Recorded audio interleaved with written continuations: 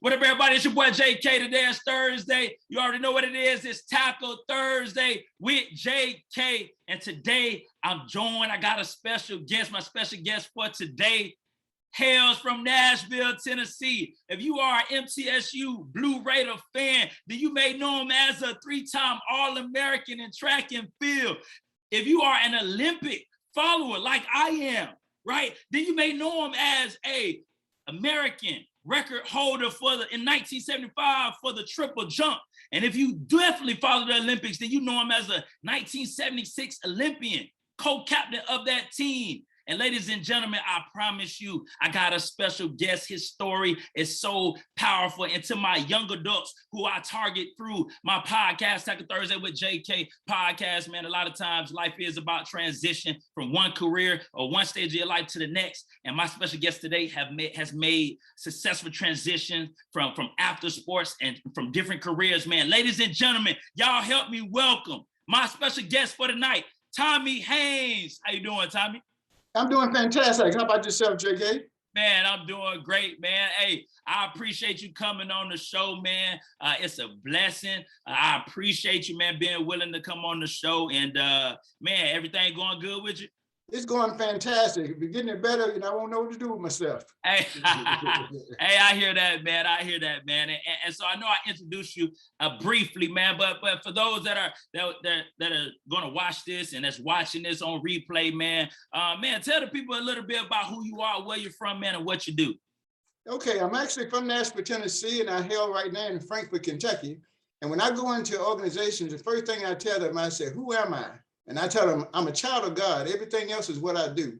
And I tell them with that, let me tell you some of the things I've done and some of the things I will do. And those are the things that have got me through the Olympics. It's got me through the military. It's got me through running for mayor. And it's now taking me on through with a nonprofit. And we're making changes because I said, you got to be the change. Just not talk about change. My motto was positive change with Tommy Haynes. And I'm one of those, I'm still going to make a change, even though I missed that mayorship by just a hair.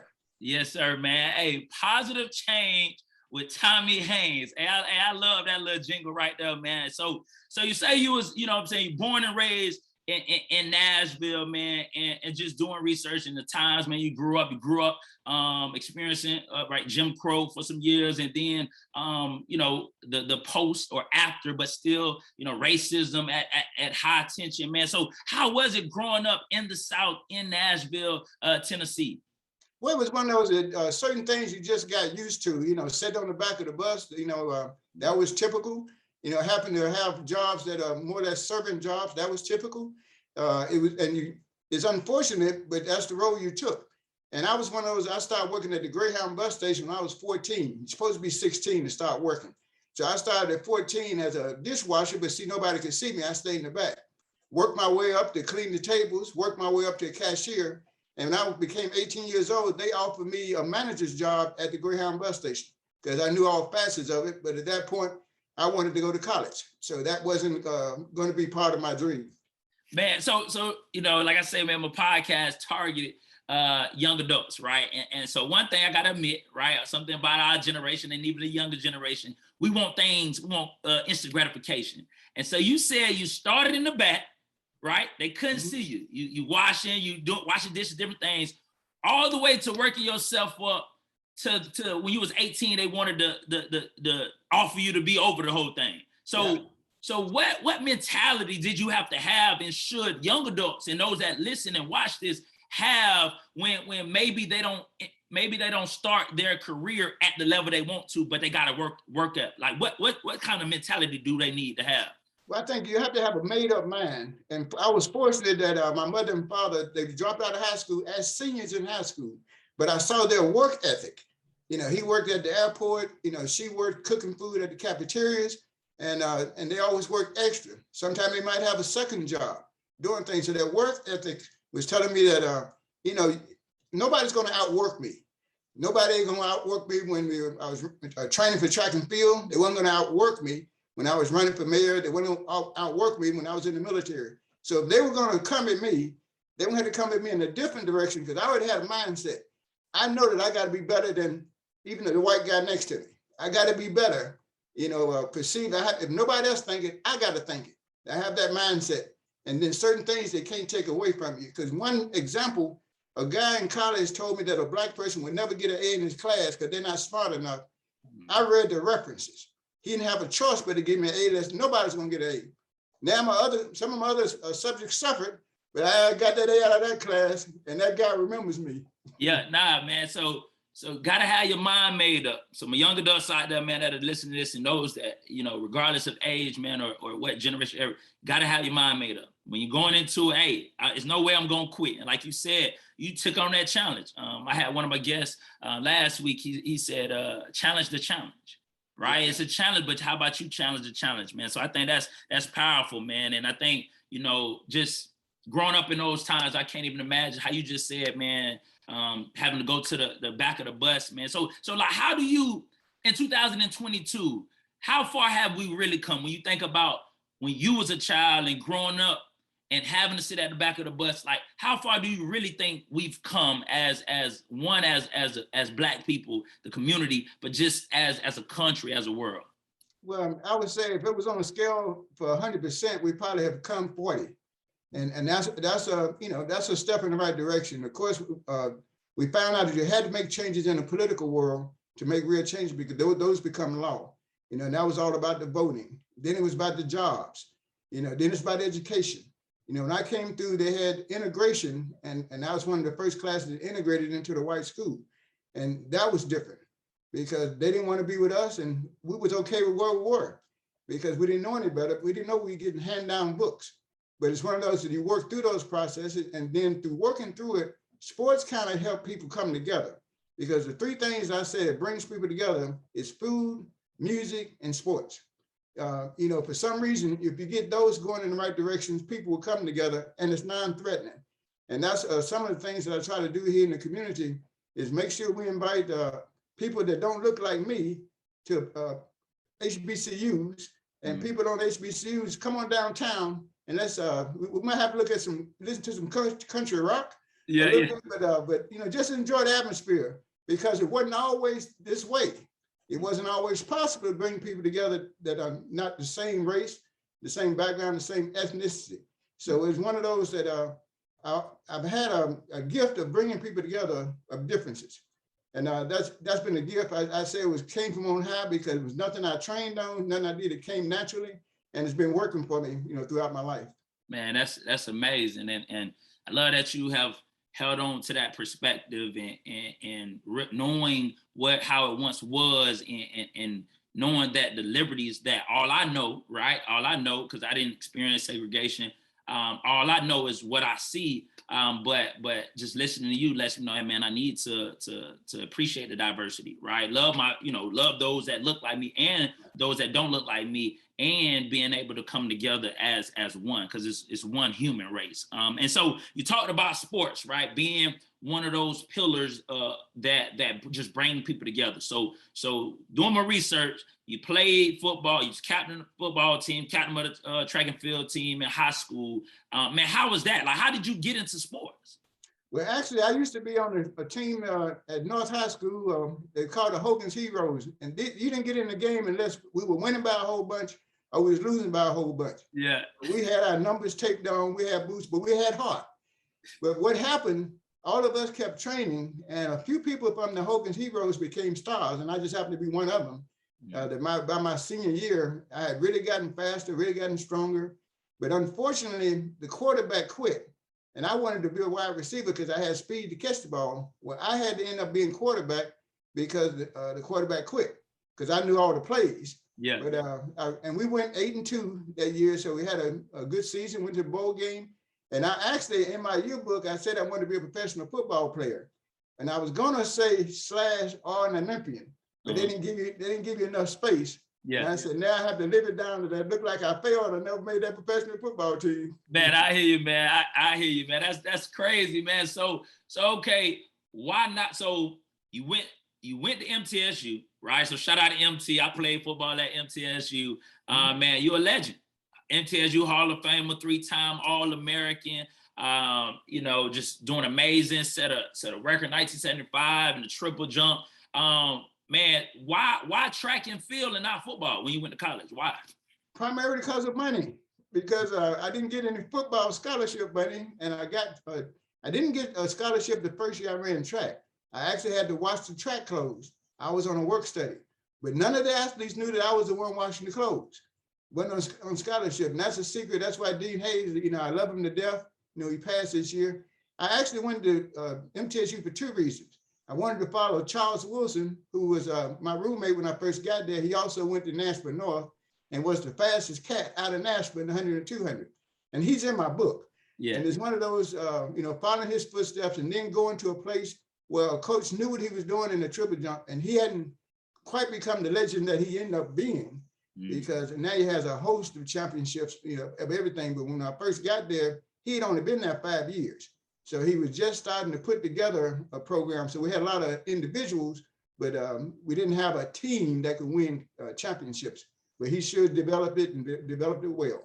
Now it's almost like full circle, man. When I went to MTSU in 2007, right? So Dean Hayes, the legend, by then, right? And so you getting to get there and with Dean Hayes in the genesis and the beginning stages, man, is amazing to be able to hear how it started and where it ended up. And that's just encouragement for me and encouragement for the listeners, especially my young adults, is that, hey, like, you may start, don't despise humble beginnings, right? Because Dean Hayes turned into a legend, and so can you as well, man. And so what do you believe about your childhood prepared you to do what you did in sports, in school, athletics, coaching, political world, and to what you're doing now? What about your childhood do you believe kind of helped pave the way for you to do what you do? I think the first thing, my first competitor was my oldest sister, because she could beat me running. So the one time that I beat her running, we had to run about 12 times because she couldn't believe I could beat her. Yeah. So once I beat her, I said, I got some speed, because everybody knew she was fast. And then as I kept going forward, seeing that sometimes we went out getting breaks as Black people, and I said, okay, now I've got to find a way to make this work for me, because I always had jumping ability. Matter of fact, I used to get in trouble because I jumped from chair to couch, and they said, boy, quit jumping around in there. But it's one of those, they didn't know that was going to come in handy later on. So I said, sometimes you can take the smallest gift and pray about it, and that small gift takes you a lot farther than you ever would have dreamed of, because I'm also a dreamer. So it was one of those, I did feel like, God wanted me to do something. I think this is the way he allowed me to be on a podcast like this. He allowed me to be on a stage at an Olympic thing, because one of the times I got hurt, tore ACL, I prayed that, Lord, if you just give me enough get well so that I won't lose my scholarship, because I got a scholarship that second year. I said, I'll be forever grateful. Well, he said, you don't know who you're talking to.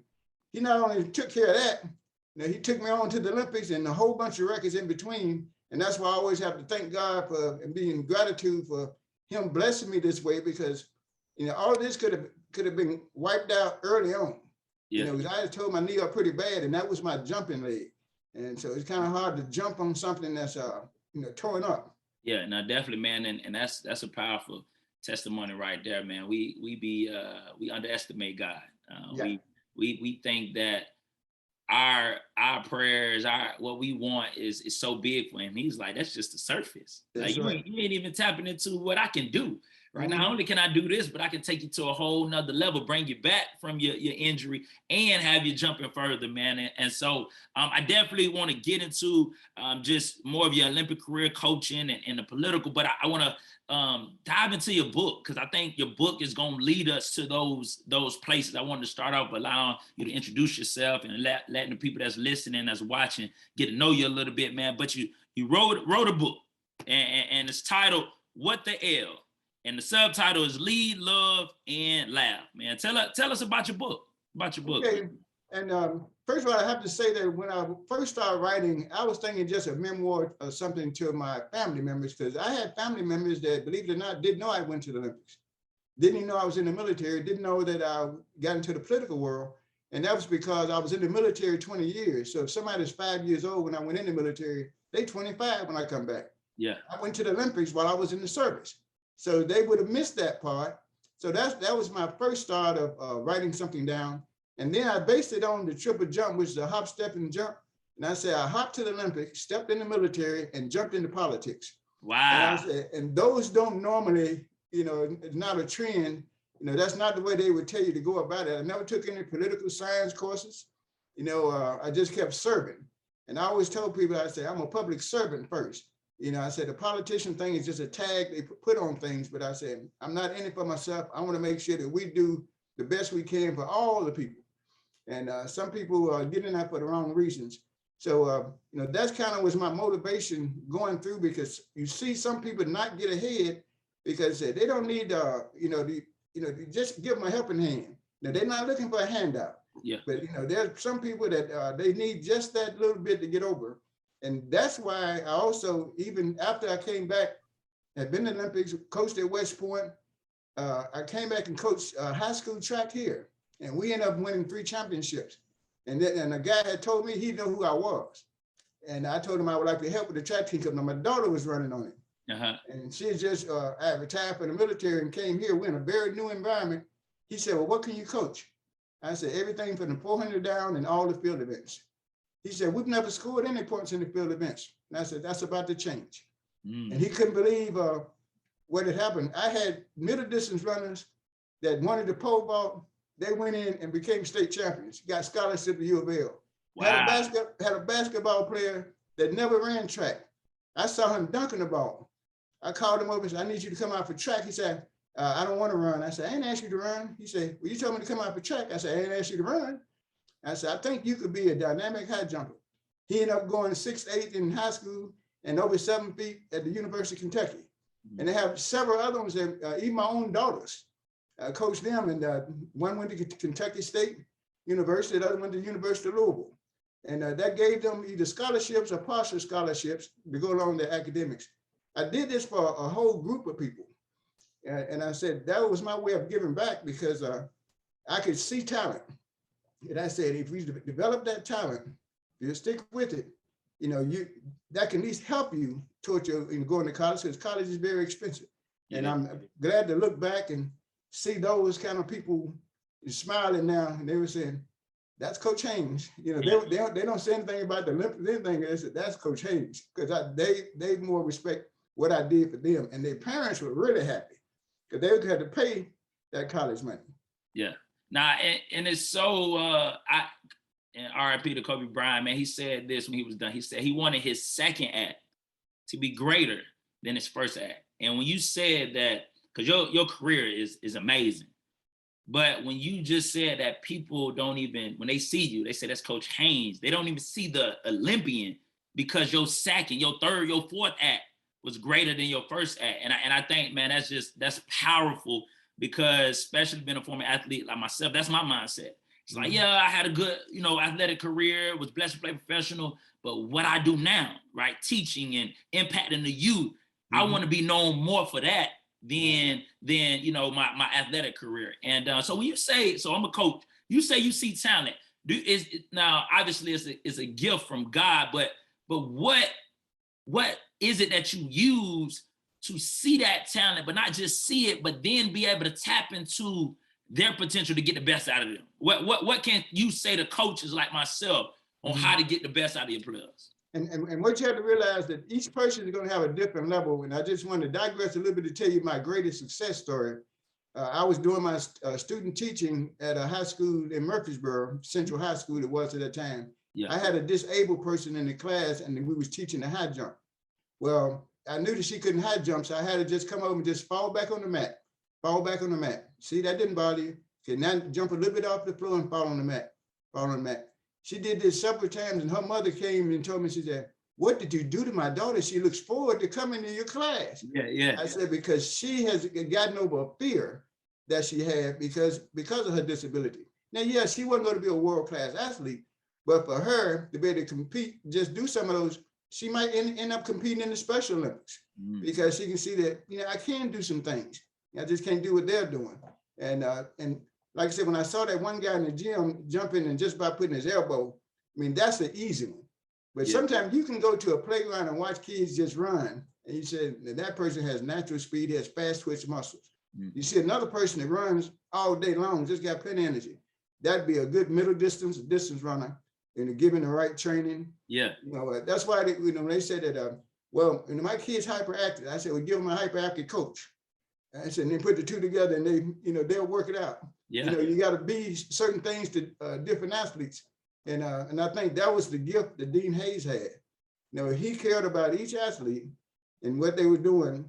You know, I hear from the athlete that came way after me. And it sounds like a broke record because they sound like, hey, they're talking about the same guy I'm talking about. And when I was talking to him years ago, and he had us when you know, integration wasn't popular. You know, we might go down to Alabama, and we went to a restaurant one time, they wouldn't let the blacks in. And we told the white guys, man, get some food to bring to the bus. They said, no, if they ain't feeding y'all, they ain't feeding us. Now, at the time, you know, we're young and, you know, not so smart. We said, man, we hungry. Go on and get that chicken. Go get that. But they didn't. And we finally got to a stop, and we knew the drill then. We said, okay, y'all just go in and get something. You know, we'll just wait out here. But, you know, second time around, everybody's hungry. But that, again, that brought us together as a team. And to this day, the ones that are living, they still remember those tough times. Yeah. It was tough love, but, you know, they went through it with us. Man, that's powerful to hear. And it contradicts what we hear in the media, right? Mm-hmm. The division that there is between, you know, blacks and whites and you know, but I think so many times we got to go off of just our experience, right? Opposed to what we see. And so from those experiences, what you're saying, man, is that they were willing to sacrifice because they seen y'all as one. That hey, regardless our pigmentation is different, but we on the same team trying to accomplish the same goal. And if you're not gonna feed them, we not gonna sit up here and go get that food, man. That's amazing. And so now I applaud you, man, because writing a book, right? Because I think one, sometimes we let age be a barrier, right? And whatever it is in life, man. So what would you say to somebody that, regardless of their age, they might think they're 20 and they're too old to do something. They might think they're 30, 40, 50, 80. What would you say to the person that's contemplating doing something, but they think they're too old to do it? Well, I'm telling them, first of all, pray about it and be ready for answers, because you will get an answer if you pray, because it'll come from other people, it'll come from stuff you read. Because what I've told people, I've had plenty of people to tell me a long time ago that, you know, you should write some of this stuff down. And I just kind of blew it off, like I don't have time to be doing that. And I tell the people that the book, I say, you know what? I didn't like to read and I didn't like to write. It seemed so odd that I wrote a book, you know, but I said, but it's one of those that mine just happened to come at a special time when we did have COVID. So that gave me even more time, you know, because I wasn't doing too much during that time or traveling around.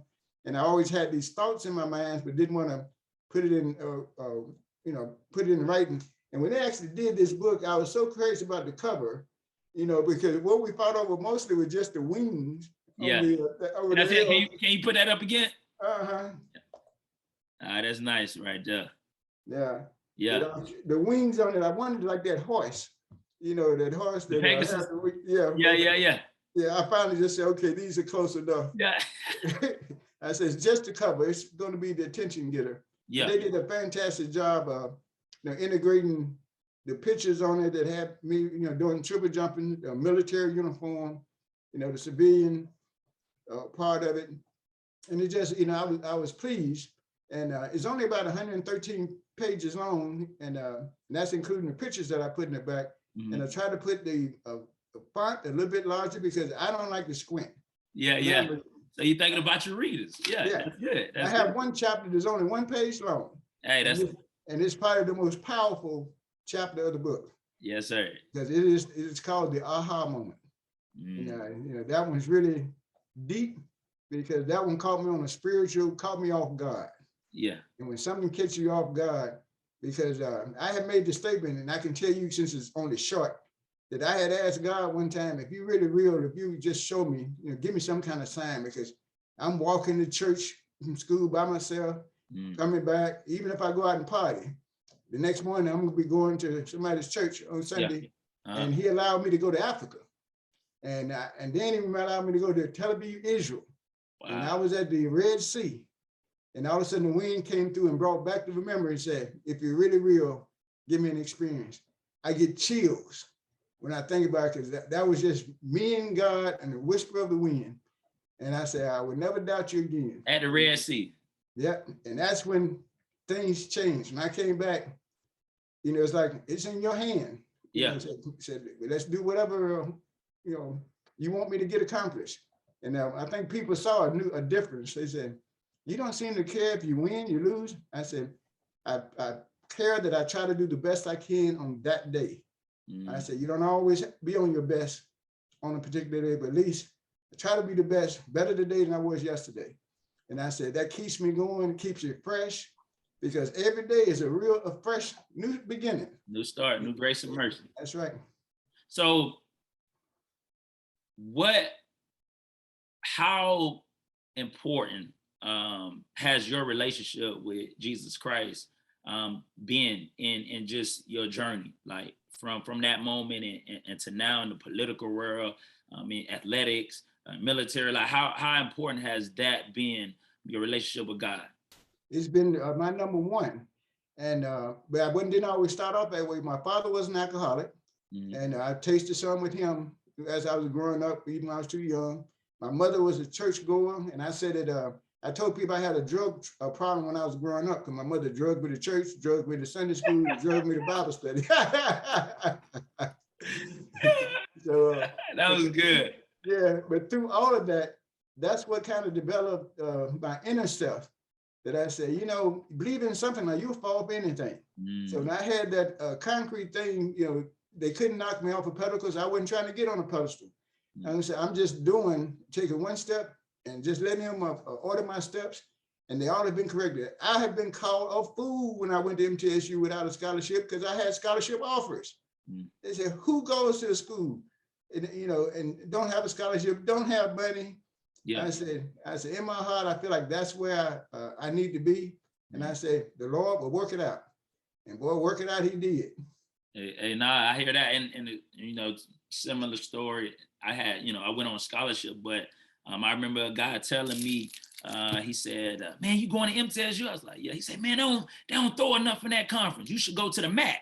And I'm like, nah, like, this is where I want to go. And fast forward, this same guy ended up sitting in the stands when I was winning my second Arena Bowl championship in the Arena Football League, right? You know, watching me play. And it was just like, man, people gonna always have something to say, even ourselves. But as long as we know that what we're doing, we prayed about it and we trusting that we're being guided by God. You know what I'm saying? It says, in all things, God, right, works for the good, right? In all things. So even if something ain't good, in that, God could work it, right? And, you know, for our good. And so, man, that's powerful right there. What would you say was the most challenging thing for you in writing your book? I think just carving out the time and just doing it. I think what hurts anybody is procrastination. You know, and we actually busy ourselves too much. You know, we'll have something, we look at TV at a certain time of the day, and then we take time for that, we take time for everything else. But when it comes time to do something for yourself, it's always get put on the back burner. You know, a phone call takes you away. You might be on the phone for an hour. Could at least put an hour into your writing. Yes. And that's what I had to keep telling myself. And I had a good coach, like I said, when Oliver Reed was said, okay, I need you to have such and such done by December such and such. Yeah. And I did make a nice trip to the Bahamas, actually to support my daughter who was speaking over there. And I had time because I was on this compound and we was way away from everything except I had the beach in front of me, some chairs, and a swimming pool. Other people they come out of vacation. They don't come do anything. They have a lot of conferences. Yeah. So that I got a big start there. Gotcha. Just doing some writing. Now you say your daughter, now is she a professional speaker? She's actually a medical doctor down in Daytona Beach, and she has written a book herself, Dawn, and she has her own practice. And my other daughter's also a doctor, but she's in chiropractic. And I have two sons, and one's an electrical engineer, and the other one's here with me that works at the airport in heating and air conditioning. And that's why I said they all had different talents. And my oldest son, that went into heating and air conditioning, At one time when he got out of the military, he's just gonna hang out at the house. And I said, no, what are you interested in? What do you like doing? He said, I like working with my hands, and I worked on things. I went to the tech school and got the information and brought it to him. And I gave it to him, and a little bit longer, I saw him fill out the paperwork. Long story short, he ended up being in competitions and got very good at mechanical things. And now they really depend on him at the airport. And this is somebody who really didn't want to go to college, didn't want to, that just wasn't his thing. And I said, sometimes the same way you look at a person and say, well, that might not be the person. I can't force them to go to college or 4-year school. You got to see what are their interests, because people do better in stuff they're interested in. Very, very true. And it's crazy because I'm a high school educator. And that's one of the things that I do. And I try to let my scholars know, like, hey, I ask them, hey, what you want to do? What's your vision? What's something you want to do in the future? I don't know. Okay, let's think about this. What is it you like doing? What is it that you're good at? What is it you're skilled at, right? And one of the scholars was like, I'm good at listening to people. I said, okay, now let's think about careers, right? A therapist, psychologist, different things where you have to listen, a counselor, right? And so I think man, and just like you said, even when you was a kid, you was jumping off of things. And my dad used to say the same thing. He said, I used to be running around the house, and my mom used to say, sit down, boy. And my daddy was like, nah, because you don't never know. He might, go make it in whatever that is. And so I think it's important for my young adults out there that may be young parents, right? And your kids are running around, jumping around, and you think that it's being disruptive, but it actually could be a gift, right? Gift that they could use in the future. So that's definitely amazing, man. So how long would you say overall, you say it took you to write the book, get it edited and get it published? How long would you say? Well, it took me from November to May. Okay. Yeah, I don't know if that's about 6 months. Yeah, about 6 months. Yeah, but I had thought about it a lot. Yeah, hey, you just had to, you just got to put it down. So anybody out there, you think about writing a book, me and my wife, we actually in the final stages, man. We submitting our pictures actually today for our book cover, man. So we know how that process. You have it here. You got to get it on the page. You got to go ahead and follow through with it. But that's definitely awesome, man. So I want to get back to the Olympics, right? Going into the Olympics and like, just how was that experience being an Olympian, representing your country, right, against all the countries in the world? Like, what's your greatest experience from that? The opening ceremonies, without a doubt. Yeah. I tell people anytime that I say, I don't know what heaven is like, but this is the way it felt to me. When you have all the people, speaking all these different languages, and you're marching around, we're representing the different countries, we represent the United States, and you walk around, it's just a feeling on you. Even the crowd, everybody's in a happy mood. I said, now this is worth it, just this. Yeah. I said, if I didn't get anything else, being in this opening ceremonies, and even though I had visited 32 countries, I didn't get to get that feeling. When I went to other countries, it was either competing, I go to Russia, go to China, go to, you just wake up in places. Yeah. Because they set you on these things where after a while you got to compete against different people. I still didn't get the sense that I got when I was in the Olympic Village and opening ceremonies. Even when you go to eat and they have different foods. Of course, they're gonna fix different foods because people eat differently. Yeah. And I laugh about it. One portion in my book, I was talking about we have different odors. I say, you ever been around a whole bunch of athletes been working out all day really hard? Yeah. And, those combined odor come in. Yeah, because what I realized too, like different ethnicities, countries, shower habits might be different, yeah. So I know that gotta be, because we already get funky when you sweat. And so to get intertwined with so many different people and countries, I know that had to be unique, man. So tell me about that jacket back there, man. That is actually the Olympic jacket that I wore in the opening ceremony. And I just picked it up. MTSU had it. Yeah. Since they wasn't displaying it, they were just displaying my Olympic shoes and a photo and stuff. And I asked them, could I have my jacket and the silver medal that I gotten down at the Pan American Games back? Because when I'm out on these book tours, it makes for a nice prop. Oh yeah, for sure. So I say, and right now y'all just got it in some box somewhere. Can I get that when I come down there? And Jim's I was going to say Jim Freeman. It's not Jim. Right. I lost Jim's other name. Yeah. You good? You good? So now you got inducted into the Hall of Fame at MTSU. That's something that I aspire to do one day, right? That's a goal of mine, I should say, on my bucket list. How was that? Like when you know that your work and your time, your efforts are appreciated, and not saying you needed that validation because you didn't, but we are human and we like that. So how did you feel when you did make it to the Hall of Fame? Well, I was very excited and ecstatic because I was the first living Black that got inducted. Because I got inducted back in 1988. There was one other guy that had gotten it posthumously. Yeah. Who was there, and I didn't know his name. And at the time, 88, I had, graduated in 74, and you had to be out of school for so long and whatever. But I was glad that happened. And I was also glad to be a part of inducting other people, because once you're inducted, you can become a voter. Okay. But people in the future, and even served on one of their committees. And it's a tough job. Yeah. Yeah, because you have. Do you vote right now? Yeah. Okay, so what that process is? They sent us out a sheet of paper. I was supposed to recommend somebody. Yeah. On that, and they sent out a list. But they have a committee that actually is there, and they might have 100 applications, and they'll narrow it down to 30. Then another group come in. And they have to narrow that 30 down to whatever they're going to induct that year, 5, 6. Wow. And then plus you've added your female sports. So they don't get the, and I think then they only inducted 3 the year I was inducted.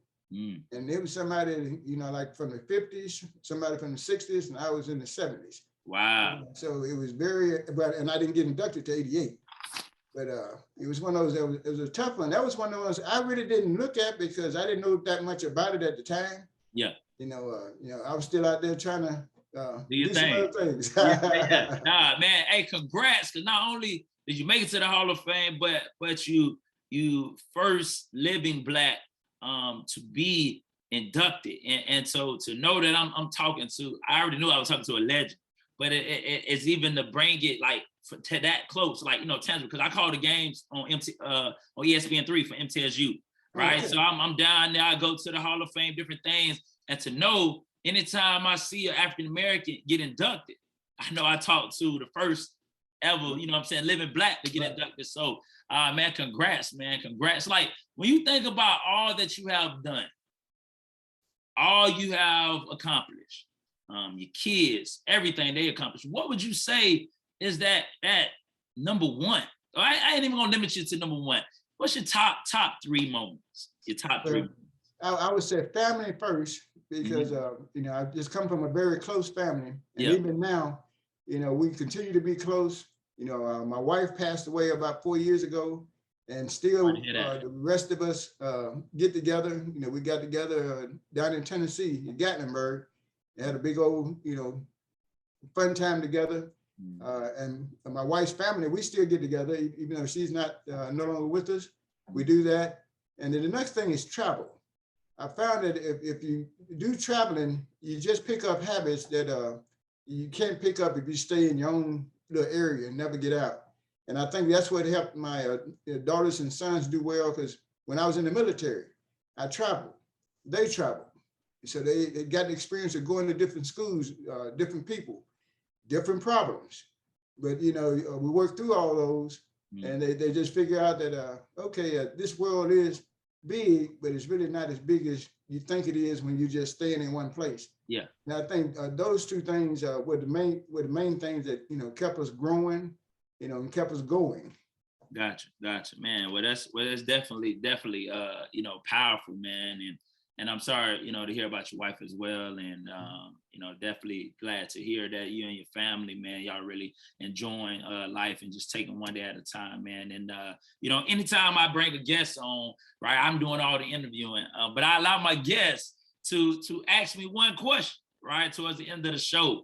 And no, I know this is the first time we meeting, but I feel like we've been having a good conversation, find out we got a lot of things in common or whatnot, man. So I allow my guests to ask me one question. It could be about what we're talking about. It could be about anything, man. So, man, just ask away. What makes you who you are? What makes me who I am? That is very good.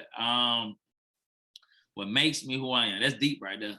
I would say, obviously, my relationship with God, my identity in Christ. And I say that because God is never changing, right? He's the same today, same, as he was yesterday and forever. And so I know I've been made in his image. I will never be perfect like him, right? But I believe I've been called to be consistent. Mm-hmm. And I think that's something, when I look at myself in the mirror, I believe I'm a consistent human being. Who you get today is who you'll get tomorrow. My scholars, I tell them, when y'all come to class, y'all gonna get the same Mr. Kellem consistently. And just like my aura, just who I am, even if I'm going through something outside of the school walls, that will get consistent. You can ask my coaches, I was consistent. I might didn't go crazy in my stats, but every year you can count on me by 3 to 2 picks, 70 tackles, force. And so that's how I live life. And I know that as a servant of God, I've been made in his image. And I know God is not only consistent, but he was perfect, but I've been called to be consistent. And that's what I think I am, man. Is my identity in Christ is consistency, man. And that's me. Well, where's you and your family from? Because I like your 20 in the back, because my high school number was number 10 one time and number 20 the other time. Oh man, this is divine right here, man. So I'm originally from Fort Lauderdale, Florida, right? So I'm from Florida. I made my way up here, football scholarship. I ended up getting recruited by MTSU. They wasn't even there recruiting me. They was recruiting who became my roommate, but they was recruiting another guy on another team who was playing. And I was blessed. They seen me, and then they started recruiting me, and I made my way up here. That's how I met my wife. We met in 2009. She's from here, and so once I graduated, blessed to go play professional football. Played in New Orleans, Arizona, Nebraska, and made my way back here. So my wife is from here. Her mom is from Mississippi. Batesville, Mississippi. Some of the nicest people I ever meet is from Mississippi, and her dad is from Nashville. Oh, excellent. Yeah. So his Randy Holt. I don't know if you know any Holts, but yeah. So they from Nashville. So she from here, Nashville, and I'm from Fort Lauderdale, Florida, though, man. But definitely. And so as we close, man, I definitely want to man, what are your future goals? Like what more books, continue in the political world? Like what's your future goals? I think primarily I will one day probably have my own nonprofit to help even more people. So I am doing some things in real estate, just been blessed in different ways that way, which is not my calling. I don't feel called to do stuff with real estate, but when it falls in your lap, and say, okay, Lord, do whatever you need to do so I can do the right thing, do your thing in me. And I get a joy out of helping people and seeing the smile on their face, because I've even had some people tell me, they say, you're too nice. I said, why you say that? He said, because you let a guy come over to your house and wash clothes, you feed him on Sunday. I said, he's a guy that's growing. I said, and it's not costing me anything for him to wash his clothes here. I was going to get a KFC bucket of 12 anyway, so I'm going to have leftovers. Yeah. So I said, it's really, it's not that big of a deal. I said, now if he has to move in, that's a different story. Yeah, I hear that. Nah, I think, man, what you're doing sounds like you just being a model of Christ, example of Christ. He lets us know, like, man, the person we see down the street who's hungry, who needs shelter, like that's when you entertaining me. So how we treat those that we're not better than anybody, but that might not have as much as we have or whatnot. How we treat them is ultimately how we treat God, because they're his people, just like we're his people. And somebody did it for us to a certain extent. And so the fact that you're blessed, and I think that's what God wants. Like God want to know, can I bless you to get a blessing to somebody else? And if I can, I'm gonna keep blessing you. And that's what it seems like, man, he been doing in your life.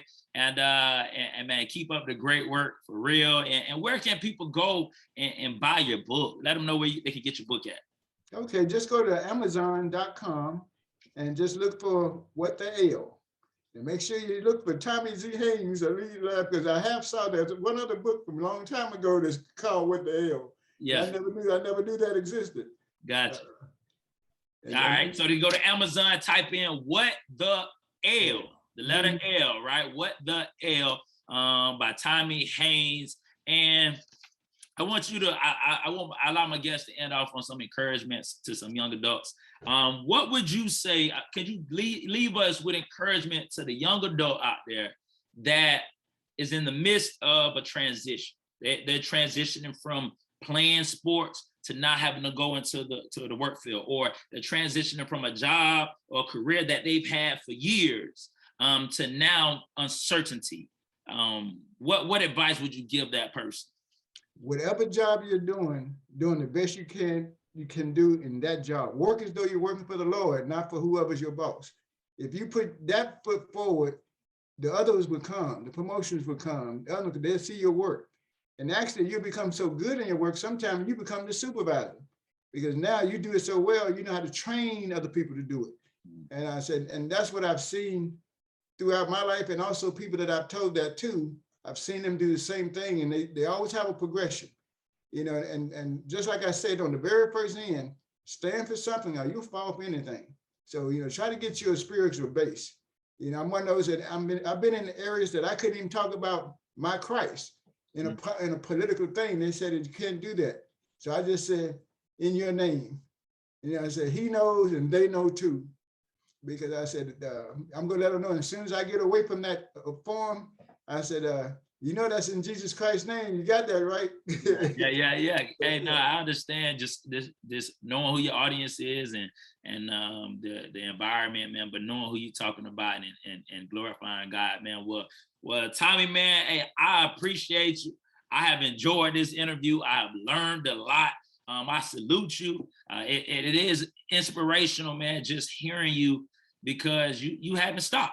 And you won't stop, right? From one stage of your life to the next, from one career to the next. And it's all about blessing others, man, and doing it in Jesus' name, man. So once again, man, I appreciate you. Is there, got social media, Instagram, Facebook, anything, website they can follow? Well, they have all of it, and it's all at Tommy Z. Haynes.